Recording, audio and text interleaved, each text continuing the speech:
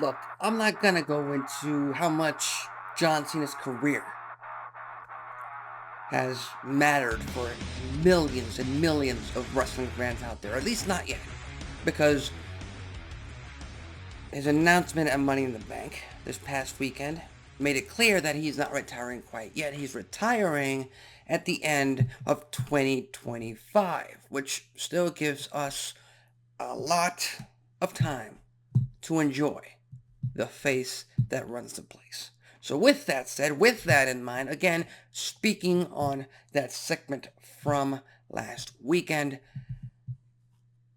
of course, there's a lot of mixed reactions. It was something that not a lot of people were expecting. He came out and announced formally that he was retiring from WWE, and the wrestling world went crazy because they thought that that would be the last image of John Cena in a WWE ring. Him announcing his retirement. Of course, it wasn't. So with that said, let's get right into what does John Cena need to do? What does John Cena need to accomplish in the next 18 months? The last 18 months of his WWE career. Because he's accomplished a lot of things. Again, like I've said, the face that runs the place. He was the franchise for 10 plus years. 2005 to about what? 2015, 2016, 2017, some could argue even 2018. Now he has to step away. Here's a few things that John Cena needs to do before he formally and officially retires from in-ring competition. Number one, he needs to have two matches. No doubt about it. These are can't miss opportunities. Of course, he needs to put them over, but just them two in the middle of that ring, one on one, would drive the world, both inside that arena and all over social media, crazy. One of those is, of course, the ring general Gunther, who by SummerSlam, well, again, spoiler, he's walking out with the world's heavyweight championship. Gunther is going to be our new world champion. So we start building him up to be a true, legit main event star. Not that he already wasn't, but, a world title solidifies him. John Cena, Gunther, in the future, would kill. On top of that, how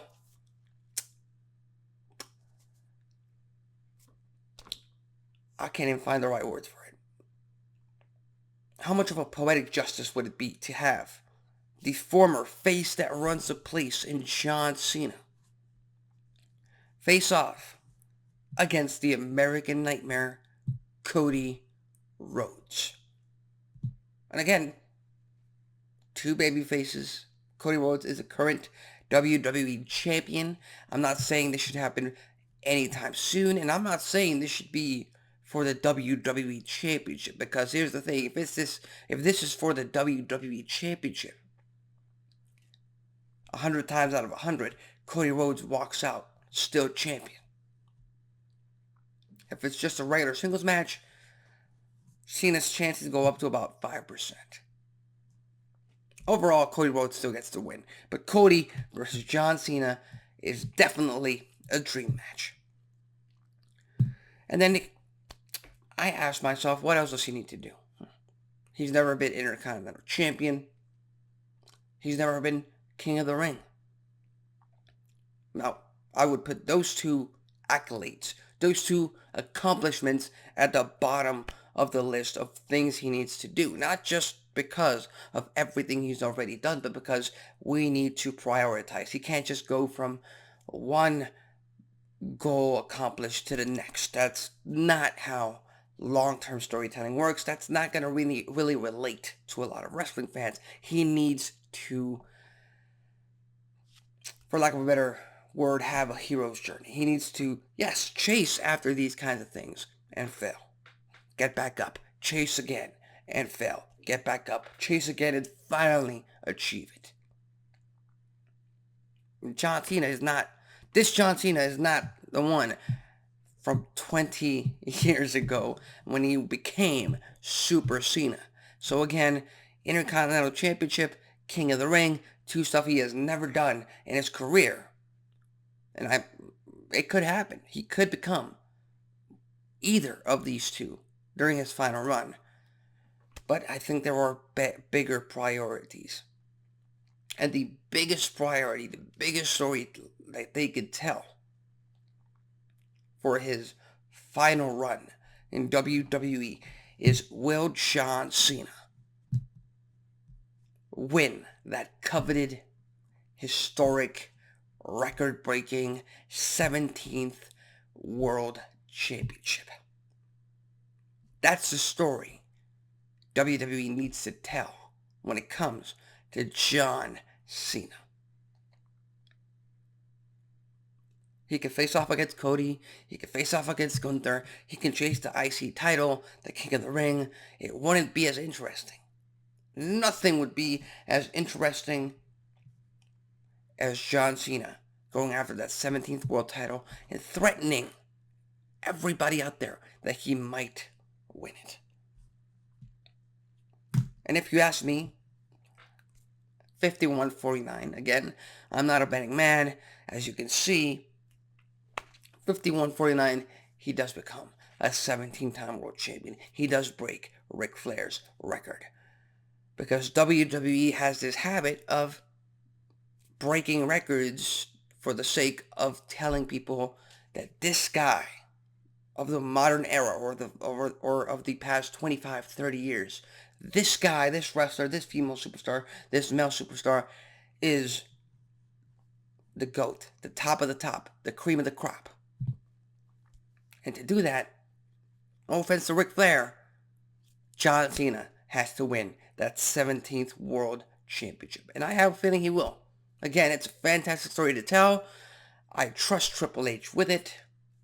Let's get into it as soon as Cena comes back for his full-time run, 30 to 40 dates. We'll just have to wait and see how they handle that. And finally, next year's WrestleMania 41, Las Vegas, Nevada. John Cena's very last WrestleMania as an in-ring competitor. Who should be his final opponent? It's tough to say. It's tough to say because there aren't really too many young up-and-coming superstars that he could put over at WrestleMania that would make him a real difference. I mean, he put Austin Theory over.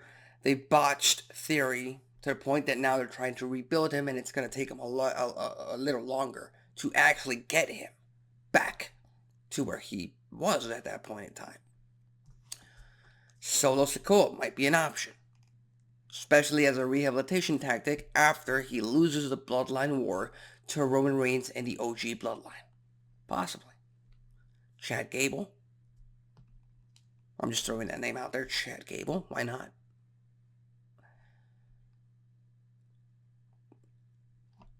But I'm just gonna go with most of the fans' opinions.